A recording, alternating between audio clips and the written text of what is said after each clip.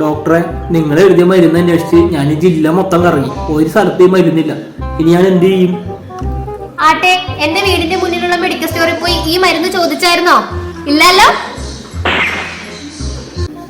എടാ, പെട്ടെന്ന് പണക്കാരി അവൻ എന്തെങ്കിലും വഴിയുണ്ടോ? ഒരു വഴിയുണ്ട്, പക്ഷെ ഇച്ചിരി പാടാ. അതെന്താ? അതെ, നല്ല ക്യാഷുള്ള ഒരു ചെറുക്കനെ നോക്കി ലൈൻ അടിച്ച് കല്യാണം കഴിക്കാം. എന്നിട്ട് കുറച്ച് ദിവസം കഴിയുമ്പോഴേ എന്തെങ്കിലും കാരണങ്ങളൊക്കെ ഉണ്ടാക്കി വഴക്കുണ്ടാക്കി ഡിവോഴ്സ് മേടിക്കാം. എന്നിട്ട് ആ ചെറുക്കൻ്റെ സ്വത്തിന്റെ നല്ലൊരു പെർസെൻറ്റേജ് ജീവനാംശം മേടിച്ചാൽ മതി. അങ്ങനെ ഇപ്പം എല്ലാവരും ക്യാഷുകാരാവണേ. ഇപ്പൊ അതല്ലേ ട്രെൻഡ്. എല്ലാ വീടുകളിലും വൈഫൈ കൊണ്ടുവരുമെന്ന് LDF സർക്കാർ പറഞ്ഞു. എല്ലാ വീടുകളിലും വെറും 320 രൂപയ്ക്ക് വൈഫൈ കൊണ്ടുവന്ന LDF സർക്കാരിന് അഭിവാദ്യങ്ങൾ. എനിക്ക് ഫോൺ പേ ഉണ്ട്, ഗൂഗിൾ പേ ഉണ്ട്, പേടിഎം ഉണ്ട്. നിനക്കുണ്ടോ? എനിക്ക് ഇതൊന്നും ഇല്ലെന്നേ. ആട്ടെ, നിന്റെ ബാങ്ക് അക്കൗണ്ടില് ബാലൻസ് വല്ലതും ഉണ്ടോ? അതില്ലടാ.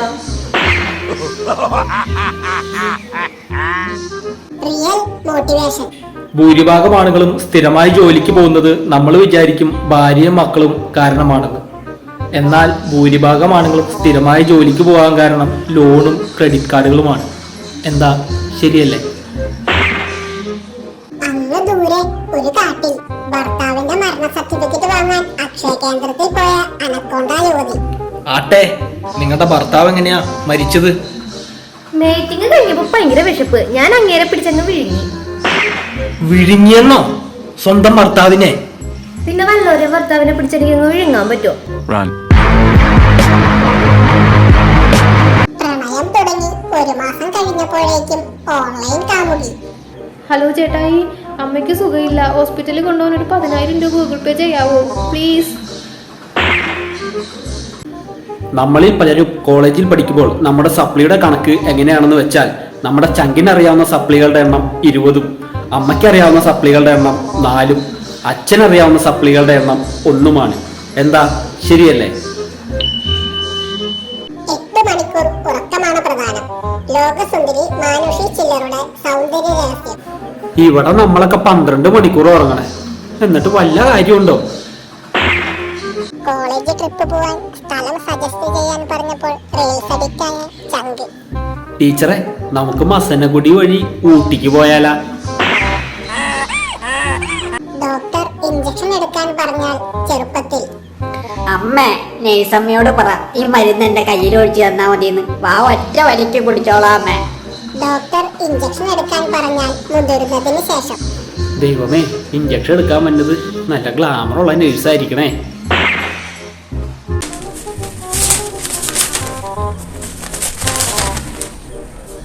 കേരളത്തിൽ തൊഴിൽ ക്ഷാമം രൂക്ഷം. അതെങ്ങനെയാ? നാട്ടിലുള്ള പണി മൊത്തം ബംഗാളികളെ വിളിച്ചേൽപ്പിക്കും. എന്നിട്ട് നാട്ടില് പണിയില്ല എന്ന് പറഞ്ഞ് കരഞ്ഞിട്ട് വല്ല കാര്യമുണ്ടോ? ചങ്കിനെ കൂട്ടി പുറത്തു പോയാൽ അല്പസമയത്തിന് ശേഷം. എടാ, ചെറുതായിട്ട് വിശക്കണുണ്ടല്ലോ, നമുക്ക് ഏതെങ്കിലും ഹോട്ടലിൽ കയറിയിട്ടേ എന്തെങ്കിലുമൊക്കെ കഴിച്ചാലാ? വിദേശ രാജ്യങ്ങളിലെ മാറ്റവും പുരോഗതിയും ആരെയും കൊതിപ്പിക്കുന്നത്. ഇത് പറഞ്ഞത് ആരാണെന്നല്ലേ? നമ്മുടെ മുഖ്യമന്ത്രി. എന്നാൽ പ്രിയപ്പെട്ട മുഖ്യമന്ത്രി, നിങ്ങൾ ഒരു കാര്യം ശ്രദ്ധിച്ചിട്ടുണ്ടാവില്ല. നിങ്ങൾ ഈ പോയി കണ്ട രാജ്യങ്ങളിലൊന്നും കമ്മ്യൂണിസമോ മാർക്സിസ്റ്റ് പാർട്ടിയോ ഇല്ല. ഉണ്ടായിരുന്നെങ്കിൽ ആ രാജ്യങ്ങളുടെ ഒക്കെ കാര്യം ഒന്ന് ആലോചിച്ച് നോക്കിയേ. ഒരു ദിവസം ഒരാൾ ഒരു ചിത്രകാരന്റെ അടുത്ത് ചെന്ന് പറഞ്ഞു, എനിക്ക് പെർഫെക്റ്റ് ആയ ഒരു സ്ത്രീയുടെ ചിത്രം വരച്ചു തരിക. ചിത്രകാരൻ പറഞ്ഞു, 2 ദിവസം കഴിഞ്ഞു വാ, ഞാൻ വരച്ചു തരാം. അങ്ങനെ 2 ദിവസം കഴിഞ്ഞ് ഇയാൾ ആ ചിത്രകാരന്റെ അടുത്ത് ചെന്നു. അയാൾ ചോദിച്ച ചിത്രം ചോദിച്ചു. ചിത്രകാരൻ അതിസുന്ദരിയായ ഒരു സ്ത്രീയുടെ ചിത്രം അയാൾക്ക് എടുത്തു കൊടുത്തു. എന്നാൽ സൂക്ഷിച്ചു നോക്കിയപ്പോഴാണ് മനസ്സിലായത് ആ ചിത്രത്തിലെ സ്ത്രീക്ക് വായില്ല. അപ്പോൾ അയാൾ ചിത്രകാരനോട് ചോദിച്ചു, ഞാൻ നിങ്ങളോട് ചോദിച്ചത് ഒരു പെർഫെക്റ്റ് ആയ സ്ത്രീയുടെ ചിത്രം വരച്ചു തരിക എന്നല്ലേ, എന്നിട്ട് ഈ ചിത്രത്തിലെ സ്ത്രീക്ക് വായില്ലല്ലോ. അപ്പോൾ ചിത്രകാരൻ ചോദിച്ചു, നിങ്ങൾ ചോദിച്ചത് പെർഫെക്റ്റ് ആയ ഒരു സ്ത്രീയുടെ ചിത്രമല്ലേ? പെർഫെക്റ്റ് ആയ സ്ത്രീക്ക് ഞാൻ എങ്ങനെയാ വാ വരയ്ക്കുക? നാക്കുണ്ടെങ്കിൽ പോയില്ലേ? ഒരു സ്ത്രീ അയാളുടെ ഭർത്താവിനെ വെടിവെച്ചു കൊന്നു. കാരണം എന്താണെന്നല്ലേ? ആ സ്ത്രീ തുടച്ചിട്ട തറയിൽ അയാളുടെ ഭർത്താവ് കയറി നടന്നു. ആ കൊലപാതക വിവരം അറിഞ്ഞുടൻ പോലീസ് എത്തി. എന്നാൽ 30 മിനിറ്റ് നേരം ആ പോലീസുകാർ ആ സ്ത്രീയെ അറസ്റ്റ് ചെയ്യാതെ നോക്കി നിന്നു. കാരണം എന്താണെന്നല്ലേ? ആ തറയൊന്ന് ഉണങ്ങിക്കിട്ടാൻ 30 മിനിറ്റ് സമയം എടുത്തേ. ഇല്ലെങ്കിൽ ആ പോലീസുകാരുടെ ഒരു അവസ്ഥയെ. സാധാരണ കൊതുകുകൾ 25 അടിക്ക് മുകളിൽ പറക്കാറില്ല. ഞാൻ ഒരു ലിഫ്റ്റിൽ കയറി എന്നിരിക്കട്ടെ, കൂടെ ഒരു കൊതുകും എൻ്റെ കൂടെ കയറി. ഞാൻ ഇറങ്ങുന്നത് 4-ാം നിലയിലോ 5-ാം നിലയിലോ ആണെന്നിരിക്കെ ഈ കൊതുക് എന്ത് ചെയ്യും? ആർക്കെങ്കിലും അറിയാമെങ്കിൽ ഒന്ന് പറഞ്ഞതാ. എന്താന്ന് എനിക്കറിഞ്ഞൂടാ. 2023 തുടങ്ങിയപ്പോൾ നമ്മളിൽ പലരുടെയും അവസ്ഥ. ഇപ്പോൾ 2024 തുടങ്ങുമ്പോൾ നമ്മളിൽ പലരുടെയും അവസ്ഥ. ഒരു മാറ്റവും ഇല്ലല്ലേ? VN വാസവന് ദൈവം തന്ന വരദാനമാണ് അയാൾ. MV ഗോവിന്ദന് അടുത്തു പോയാൽ കരിഞ്ഞു പോകുന്ന സൂര്യനാണ് അയാൾ. മറ്റു ചിലർക്ക് കൊടുങ്കാറ്റിൽ പറക്കുന്ന കഴുകനും തീയിൽ കുരുത്ത കുതിരയുമാണ് അയാൾ. എന്നാൽ സാധാരണ ജനങ്ങൾക്ക് എന്താണെന്ന് ഞാൻ പറയണ്ടല്ലോ. എന്താണെന്ന് വെച്ചാൽ നിങ്ങൾ താഴെ കമന്റ് ചെയ്തോ. വിവാഹപ്രായമായ മകനോട് കല്യാണം ആലോചിക്കട്ടെ എന്ന് അച്ഛനമ്മമാരെ ചോദിക്കുമ്പോൾ നിങ്ങൾ ഒന്നും പറയണ്ട. ഞാൻ കെട്ടാൻ പോകുന്ന പെണ്ണിനെ ഞാൻ തന്നെ കൊണ്ടുവരും. വർഷങ്ങൾക്ക് ശേഷം പെണ്ണ് കെട്ടാതെ മൂത്ത് നിറച്ച് നിൽക്കുമ്പോൾ അമ്മയുടെ അറിവില് എനിക്ക് കല്യാണം കഴിക്കാൻ പറ്റിയ പെൺപിള്ളേര് വല്ലവരും ഉണ്ടോ അമ്മേ? ചില കടക്കാരുണ്ട്. മാഗി ചോദിച്ചാ ഇപ്പി എടുത്തു തരും, ലേസ് ചോദിച്ചാ ബിങ്കോ എടുത്തു തരും, ഫ്രൂട്ടി ചോദിച്ചാലോ മാ എടുത്തു തരും. എന്താ ശരിയല്ലേ? നിങ്ങൾക്കും ഉണ്ടായിട്ടില്ലേ ഇങ്ങനെ ഒരു അനുഭവം? കേരളത്തിൽ പുരോഗമനമില്ലെന്ന് ആരാ പറഞ്ഞേ? പണ്ട് ജന്മി, മാടമ്പി, ബൂർഷ്വ എന്ന് വിളിച്ചിരുന്നവരെയൊക്കെ ഇന്ന് വിളിക്കുന്നത് പൗരപ്രമുഖർ എന്നാണ്. എന്താ ശരിയല്ലേ? കേരളം പുരോഗമിച്ചില്ലേ? മിസ്റ്റർ ഖാൻ, കേരളം തന്റെ തന്തയുടെ വകയല്ല. മിസ്റ്റർ നരേന്ദ്രമോദി, ഈ രാജ്യം നിങ്ങളുടെ തന്തയുടെ വകയല്ല. ആ 130 കോടിയിൽ ഞങ്ങളില്ല. ഇതെല്ലാം പറഞ്ഞത് ആരാണെന്നല്ലേ? നമ്മുടെ SFIയിലെ കുട്ടി സഖാക്കൾ. ശരിക്കും എന്താണ് ഉമ്മാരുടെ പ്രശ്നം? പ്രശ്നം വേറൊന്നുമില്ല, നല്ല തന്തയ്ക്കും തള്ളയ്ക്കും പറക്കാത്തതിന്റെ ഫ്രസ്ട്രേഷൻ. എന്താ ശരിയല്ലേ? രണ്ട് ചങ്കുകൾ റിലേറ്റബിൾ. ഹലോ ഡാ. ആ എന്താടാ? എടാ, എനിക്ക് നിന്നോട് സീരിയസ് ആയിട്ടൊരു കാര്യം പറയാനുണ്ട്. നീ ധൈര്യമായിട്ട് പറഞ്ഞോടാ മുത്തേ. നീ അയച്ചു തന്ന റീൽസ് ഞാൻ ഇതുവരെ കണ്ടു തീർന്നിട്ടില്ല. ഞാനിതൊക്കെ ഒന്ന് കണ്ടു തീർന്നിട്ട് നീ പുതിയത് അയച്ചാൽ മതി. ഇതിനൊരു അവസാനം ഇല്ലടേ.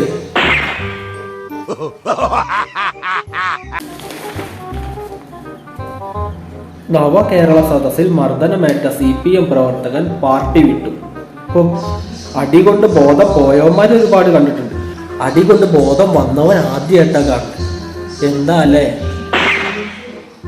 പഠനം കഴിഞ്ഞ് ആദ്യമായി ഇന്റർവ്യൂവിന് പോയി ജോലി കിട്ടിയ ശേഷം നിഷ്കളങ്കനായ ചങ്ക് ഇന്റർവ്യൂവറോട്, സാറേ 10 ദിവസത്തെ ക്രിസ്മസ് വെക്കേഷൻ എപ്പോ തുടങ്ങും? നിനക്കിവിടെ ജോലിയില്ല, കൂലിയില്ല, വല്ല പ്ലേ സ്കൂളിലും പോയി ചേര്. ബസ്സിൽ സീറ്റ് കിട്ടാതെ ദൂരയാത്രയ്ക്ക് പോകുമ്പോൾ നമ്മൾ ആദ്യം നോക്കി വെക്കേണ്ടത് ഹെഡ്സെറ്റ് കുത്തി ആരെങ്കിലും പാട്ട് കേൾക്കുന്നുണ്ടോ എന്നതാണ്.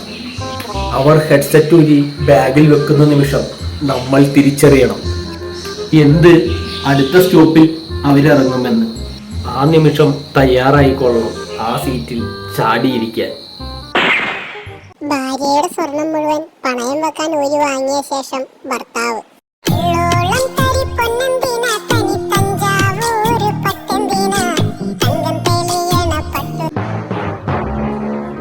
ഡിയുടെ മകനാണ് എസിയുടെ അമ്മ പി, ഭാര്യ ഡിയുമാണ് എങ്കിൽ എയുടെ ആരാണ് സി? ഇത് ചോദ്യം ഉണ്ടാക്കിയവന്റെ അമ്മേന്റെ നായര് അല്ല. പിന്നെ ഈ കൈകൾ ശുദ്ധം. മകൾ കമ്പനി തുടങ്ങിയത് ഭാര്യയുടെ പെൻഷൻ തുക കൊണ്ട്. സംഗതി പിണറായി വിജയൻ പറഞ്ഞത് സത്യമാണ്. പക്ഷേ സ്വന്തം ഭാര്യയുടെ പെൻഷൻ കാശല്ല എന്ന് മാത്രം. നാട്ടുകാരുടെ ഭാര്യമാരുടെ പെൻഷൻ കാശ് അടിച്ചു മാറ്റിയ പൈസ കൊണ്ടാണ് എന്ന് മാത്രം. എന്താ അല്ലേ? എത്ര സത്യസന്ധനായ മനുഷ്യൻ. ഇപ്പോൾ കേരളത്തിൽ ഏതെങ്കിലും കള്ളന്മാരെ പണം മോഷ്ടിച്ചതിന് പോലീസ് പിടിക്കുകയും തൊണ്ടി മുതൽ കണ്ടെടുക്കുകയും ചെയ്താൽ എന്റെ കുഞ്ഞു സാറേ, എന്നെ വിശ്വസിക്കണം, ഇത് ഞാൻ കട്ടെടുത്ത കാശല്ല. എൻ്റെ അമ്മൂമ്മയ്ക്ക് പെൻഷൻ കിട്ടിയ കാശ. സത്യമായിട്ടും പെൻഷൻ കിട്ടിയ കാശാ സാറേ.